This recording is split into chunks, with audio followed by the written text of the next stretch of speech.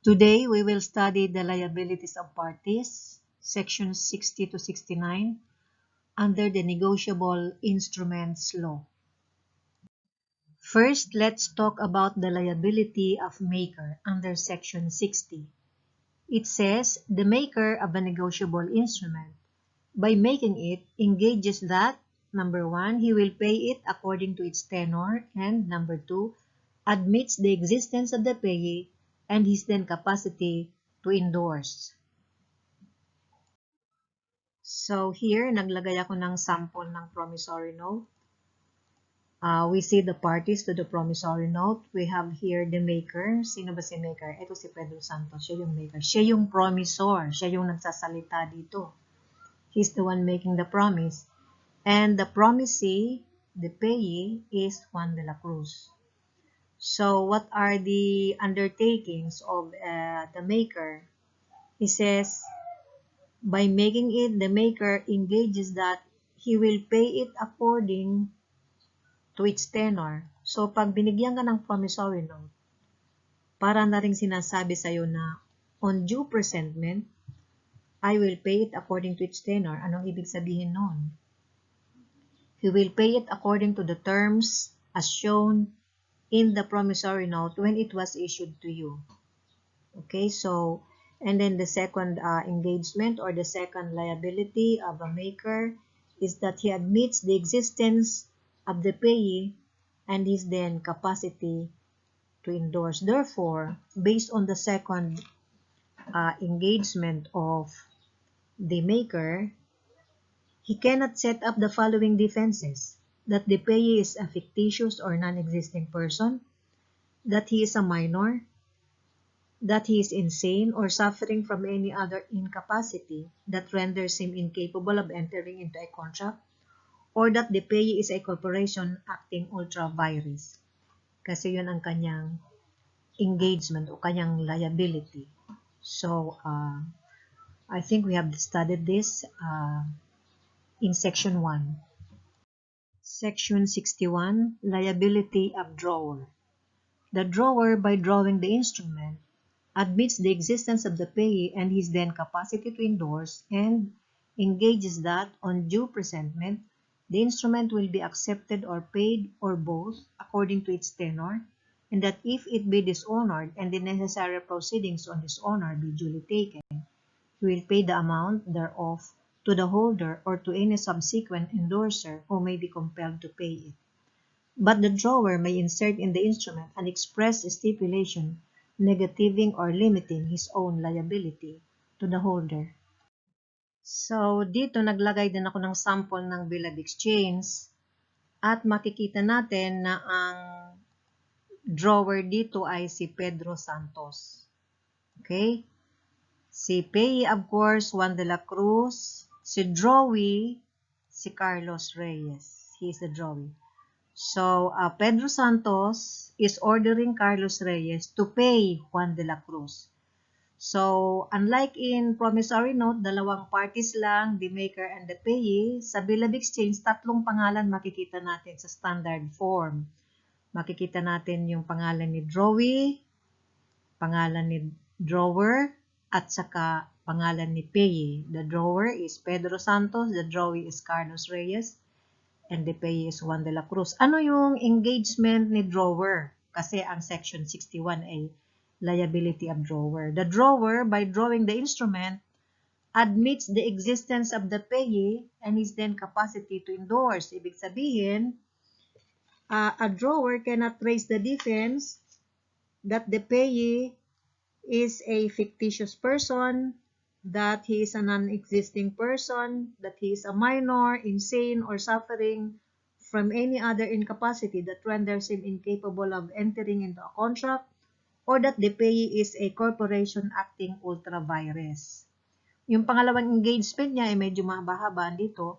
He engages that on due presentment, the instrument will be accepted or paid or both according to its tenor, and that if it be dishonored and the necessary proceedings on dishonor be duly taken, he will pay the amount thereof to the holder or to any subsequent endorser who may be compelled to pay it.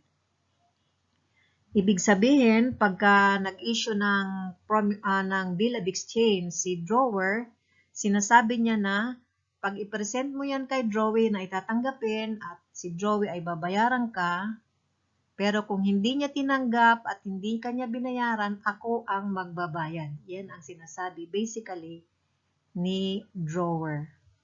So, in effect, if the Drawer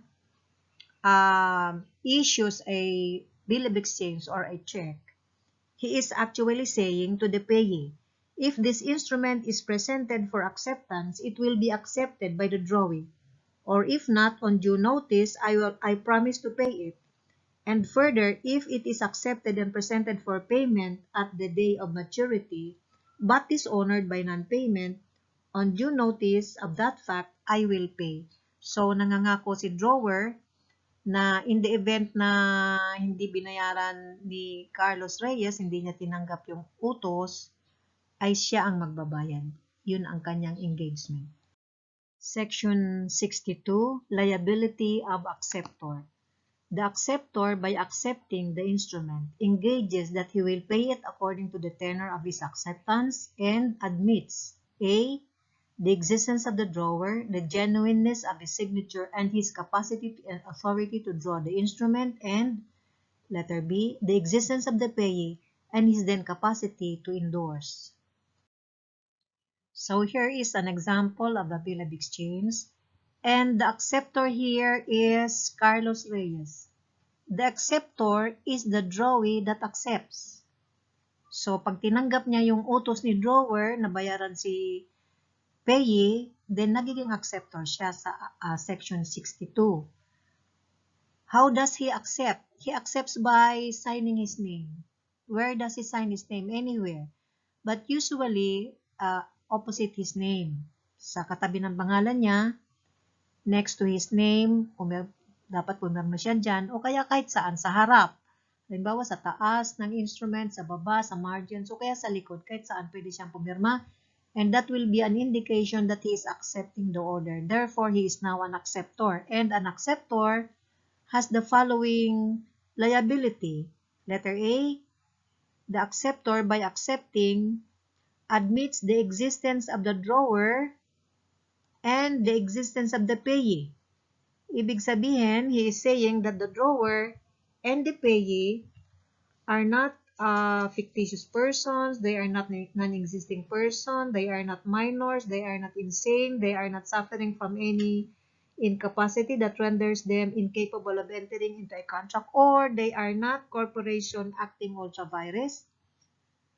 And what is very important here is that an acceptor admits the genuineness of the signature of the drawer. Therefore, the acceptor is stopped or is precluded from setting up forgery as a defense. Kasi, anong ibig sabihin nito? Ang ibig sabihin ay si acceptor saka si drawer, they must be so related, they must be so acquainted to each other that the acceptor is familiar with the signature of the drawer. Otherwise, he will not admit the genuineness of his signature. Therefore, kung forgery ang pirma ni drawer, ay stop si acceptor.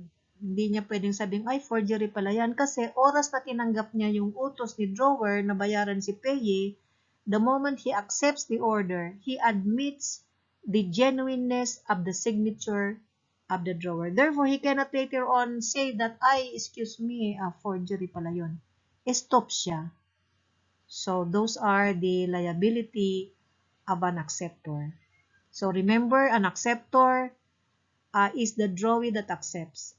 Until and unless the drawee accepts, the drawee is not a party to the instrument, he is not liable on the instrument. He becomes liable only upon acceptance of the order from the drawer. So, dito siya sa section 62, liability of an acceptor. Section 63, when a person deemed endorser, a person placing his signature upon an instrument, otherwise than as maker, drawer, or acceptor, is deemed to be endorser unless he clearly indicates by appropriate words his intention to be bound in some other capacity. Sa promissory note, alam natin kung saan nakaposisyon yung pangalan at pirma ni maker. Sa bill of exchange, alam natin kung saan nakaposisyon yung pangalan at pirma ni drawer at ang pangalan ni drawee o kaya yung pirma ni acceptor. Pero kung may pirma dyan na hindi naman maker, drawer, or acceptor, parang naliligaw na pirma. Then, ang presumption natin, he is an endorser. Maliban kung sa ilalim ng pirma niya, may nakalagay kung anong role ang gusto niyang i-assume sa instrument na yun. Halimbawa, pagkatapos niyang pirmahan, sa ilalim nilagyan niya ng guarantor o kaya naman nilagyan niya ng surety. Then in which case, he will be held liable as such.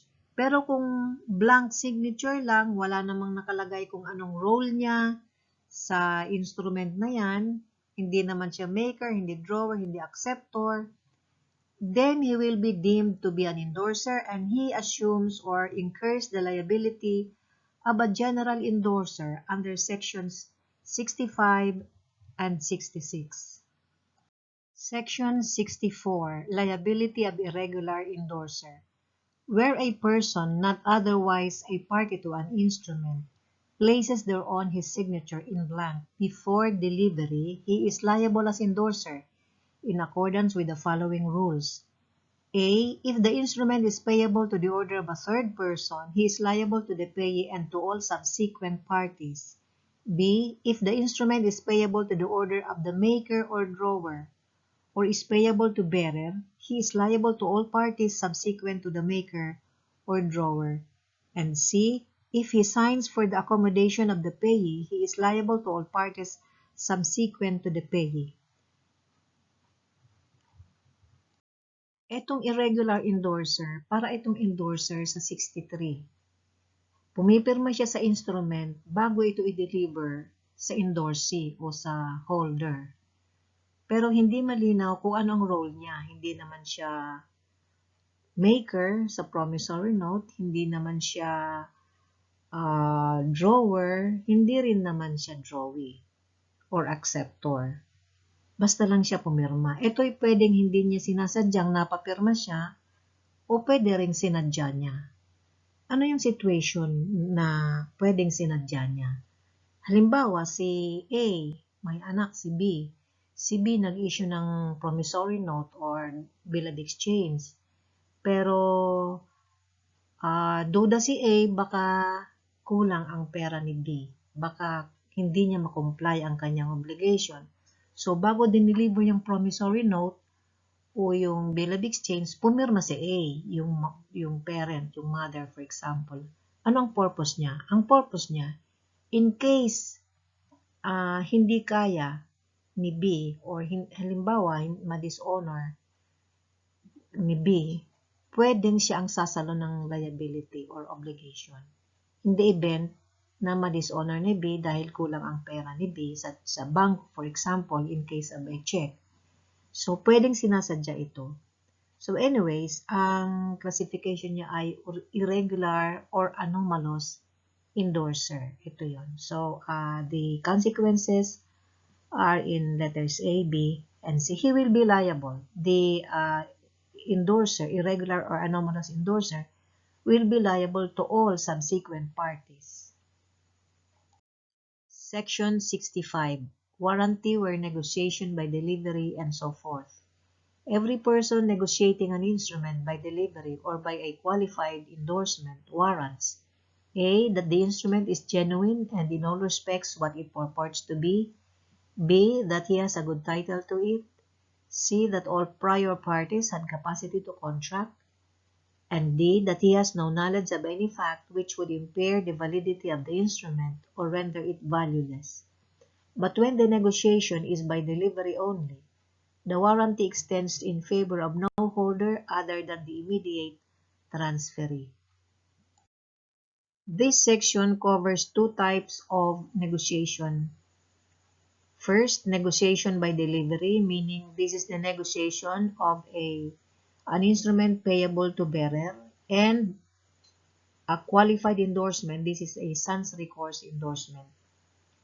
So, in these situations, the person negotiating the instrument payable to bearer and the sans recourse endorser warrant that the instrument is genuine in all respects what it purports to be. Ibig sabihin, they warrant that the instrument is genuine, therefore they are precluded from setting up the defenses of forgery and material alteration. Forgery under Section 23 and material alteration under Sections 124 and 125. Ito siya. Letter A.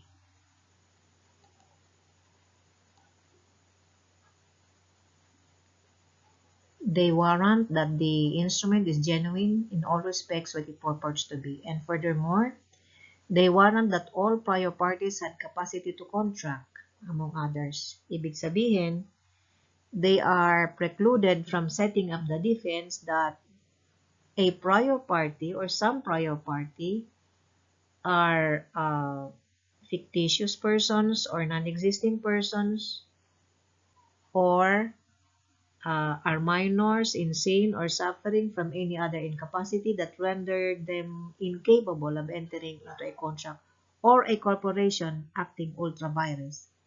However, this is very important. Ito naka-bold. These warranties are available only to the immediate transferee in the event of a negotiation by way of delivery. Ibig sabihin, if the instrument is payable to bearer, these warranties extend only in favor of no holder other than the immediate transferee. So, halimbawa, A, first endorser, or the holder A negotiates to B, B to C, C to D. So, si A warrants only in favor of B warrants only in favor of C, and C warrants only in favor of D, the holder. That is in case of negotiation by delivery. Ibig sabihin, negotiation of a paper payable to bearer. Section 66. Liability of General Endorser. Every endorser who endorses without qualification warrants to all subsequent holders in due course A. the matters and things mentioned in subdivisions A, B, and C of the next preceding section, and B. that the instrument is at the time of his endorsement valid and subsisting. And in addition, he engages that on due presentment it shall be accepted or paid, or both, as the case may be, according to its tenor, and that if it be dishonored and the necessary proceedings on dishonor be duly taken, he will pay the amount thereof to the holder or to any subsequent endorser who may be compelled to pay it. So, ano yung sa letter A, the matters and things mentioned in subdivisions A, B, and C in the next preceding section? Ito yun, inilagay ko sa baba. A, that the instrument is genuine in all respects what it purports to be.